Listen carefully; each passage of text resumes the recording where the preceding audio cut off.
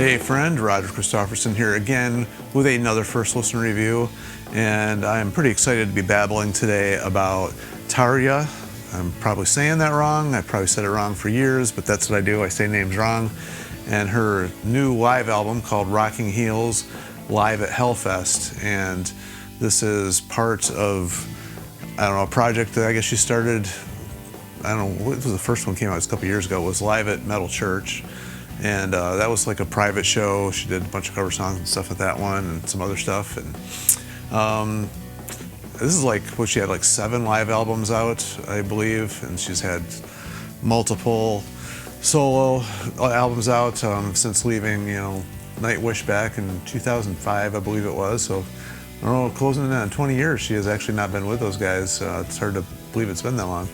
But that's how I came to know her, was Nightwish, as probably a lot of people did. And she's kind of the singer that introduced me to this style of music. I just remember hearing Nightwish way back, however many years ago this was. I actually don't remember what the first one I heard was. And there's a couple other bands at that point in time that were, kind of doing this type of thing.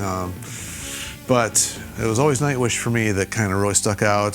There's a couple other bands like Within Temptation that I remember listening to them. It was After Forever, I think, was another one of the ones I was listening to back then. But it's always been Nightwish. It's been like one of the top ones for me. And, Tarja has her own style of singing, very operatic. Even when she left the band, they didn't even try to replace her with anybody that sang that way, because they knew that there was no way to replace that style of singing. I actually did a review of one of her other albums here. I did Dark Christmas, whenever that one came out, and people, man, they did not understand that one. Also, I tried to do a little bit better job of talking about this one, because I'm a huge fan of hers. She's actually like one of the first, like I just said, female that sang in the style of music and with the powerful, symphonic, metal behind what she was doing. And I just thought that was very interesting. And like I said, I don't know how that got taken wrong, but anyway, this is her newest live album. It's actually recorded back in 2016, and it's only 9 songs, because that was a 10-song set, but I guess Shameless is not included in this for some reason. I'm not really sure why. But anyway, it's one thing I like about it. This is a style, like a live album, that I like. It's recorded very well. Their band at the time was like just really on top of things. But the reason I say this is the type I like a lot is because it doesn't sound like anything was fixed. And I've had people, I've recorded or reviewed some other live albums, and it's funny that there's people that really think the bands have not gone in and fixed live recordings. It's been like a thing that bands have done forever. I mean, I remember, obviously Kiss was like one of the first ones that talked about it, even though they denied it at first. But, like I remember Priest is talking about how they went back in and did like almost all the vocals on, was it Unleashed in the East they went back and did. I know Ozzy talked about how they had to fix things. That's just something that's done. And the boosting of the audience in between. Actually, I had somebody ask me if I'd ever been to a concert before, because the audience cheers between songs, Yes, I know. It's like, but that's something that they do. They enhance certain parts between songs to make it sound energetic. They fix things that were wrong. But my favorite thing is when they don't fix things. It doesn't sound like they did that here. And it's not like there was like a need of anything fixing, but when a singer is a little off here and there, or the guitar player just misses something or does something a little different that's a little rough, I think it brings a humanness to the music. And what I'm getting at is the first song here, towards the end of the first song, No Bitter End, you can hear the adrenaline in her vocals.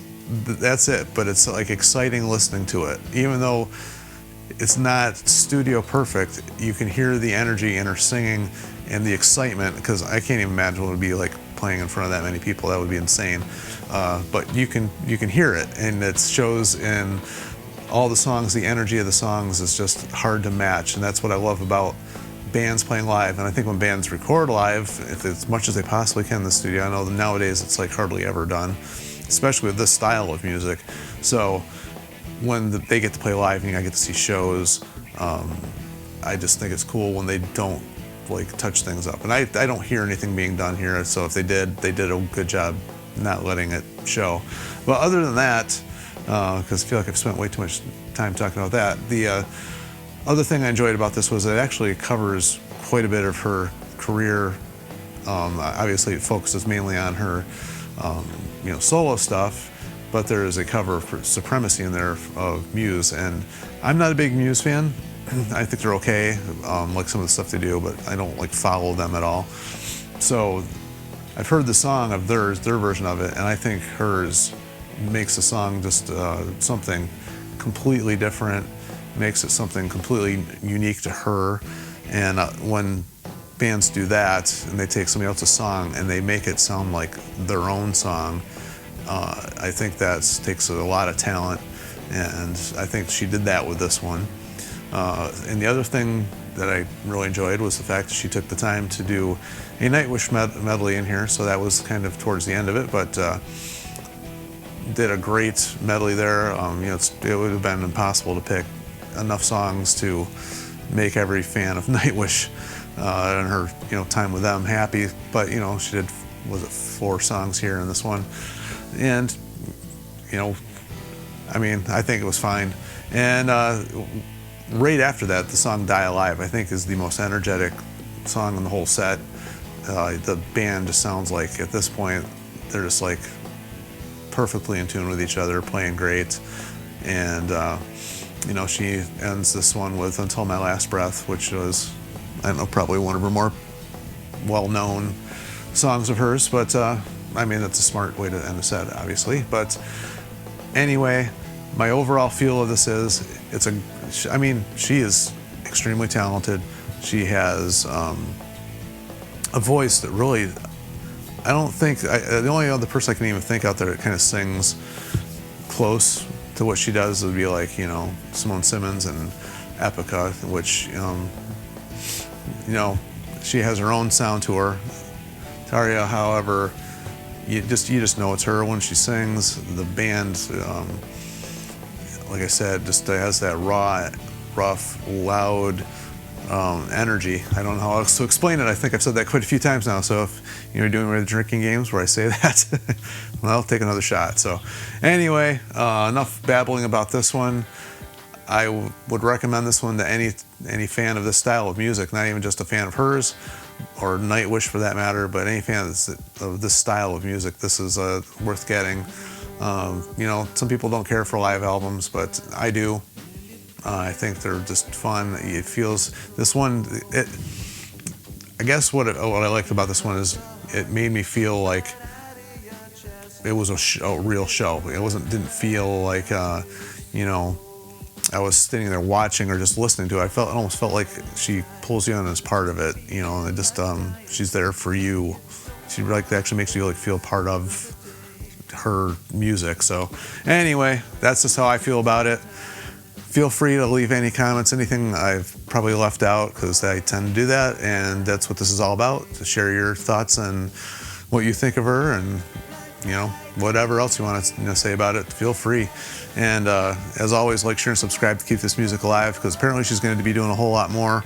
I think she's got a lot more creativeness left in her, and I can't wait to hear with some of the newer stuff that she's going to be coming up with, even in the studio. But in the meantime, I love this live album. I'm always up for a good live album. So anyway, until next time, see ya.